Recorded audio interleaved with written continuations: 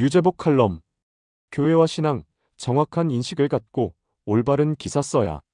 정명석 목사 대법원 재판 관련 변호인단 선임 논란에 대한 반론. 류제복 본지 발행인.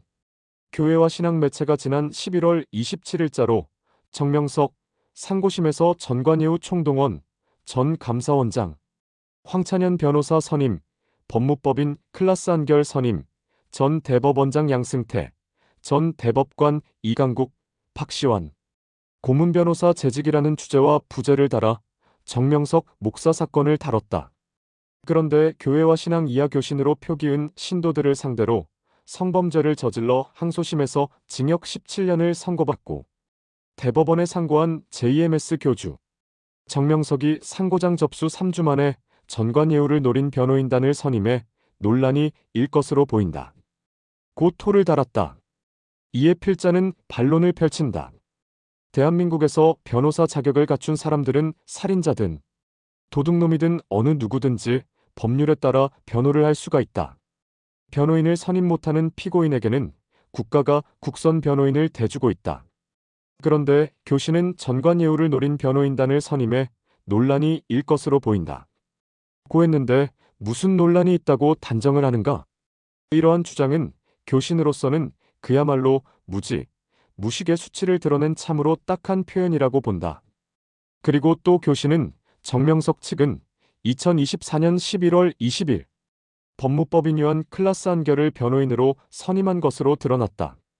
정 씨가 변호인단으로 선임한 클라스 한결 변호인단에는 남, 모, 김모 변호사와 함께 전 감사원장을 지낸 황찬현 대표 변호사가 이름을 올려 논란이 커질 것으로 보인다. 고 했는데 도대체 무슨 논란이 커질 것이란 말인가? 그 논란에 대한 근거를 대야 한다. 이러한 글을 쓴 교신의 기자, 그는 누구인가?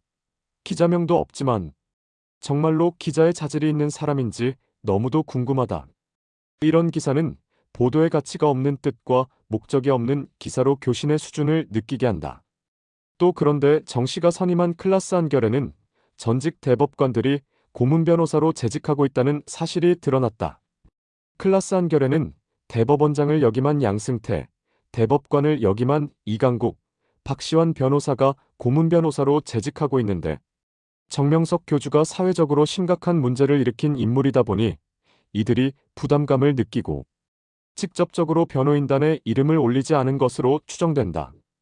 고 했는데 필자는 또 반박의 글을 쓰겠다.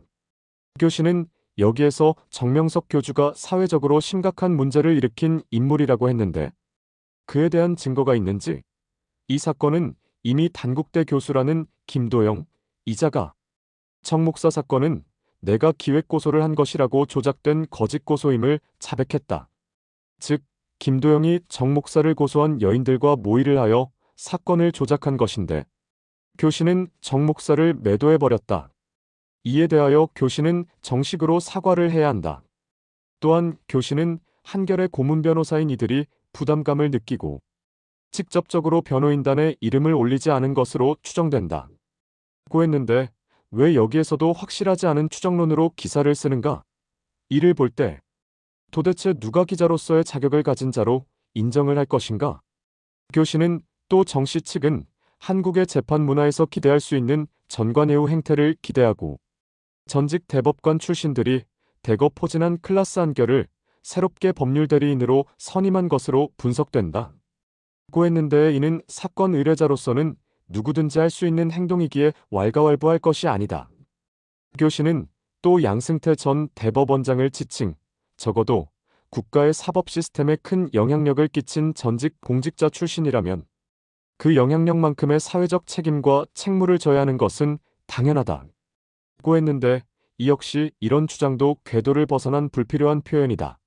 양승태 대법원장도 어찌 보면 정치적으로 희생을 당한 대법관이었기에 정 목사 사건을 접하는 현실에서 정 목사가 뚜렷한 증거 없이 미투라는 사회적 악법으로 억울하게 여론재판을 당해 1심과 2심에서 있을 수가 없는 중형을 받았기에 양 대법원장 역시 자신이 당한 전력을 봐서 정 목사 사건에 관심을 가질 수가 있는 것이다. 이를 매도해서는 안 된다. 그리고 교신은 위 기사에서 정명석 목사에 대하여 목사라는 칭호를 뺀 정명석으로 호칭을 했는데 이것 또한 무식과 무지를 드러낸 소치다. 정명석 목사는 어쨌든 거대 종교단체를 설립한 목회자다. 필자가 교신의 위 기사에 반론을 하는 것은 교신이 지난 8월 14일자 기사에서도 재판정 좌석 독점도 모자라 옹호 기사 써주는 언론사 기자까지 입장시킨 JMS라고 필자를 지칭한 보도를 해. 필자는 곧바로 반론 기사로 교신을 꾸짖은 일이 있다. 정경 시사포커스 8월 15일자 사회면을 보면 인터넷 신문 교회와 신앙, 법정 출입한 취재기자 놓고 JMS 비판의 기사가 있다. 그 기사를 다시 한번 정독하기 바란다.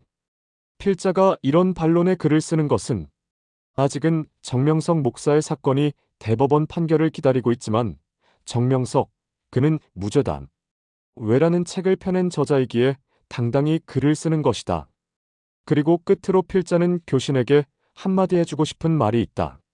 앞으로는 격식에 따라 품격이 있는 기사를 써야 가치를 받게 되는 것이라고. 출처 정경 시사 포커스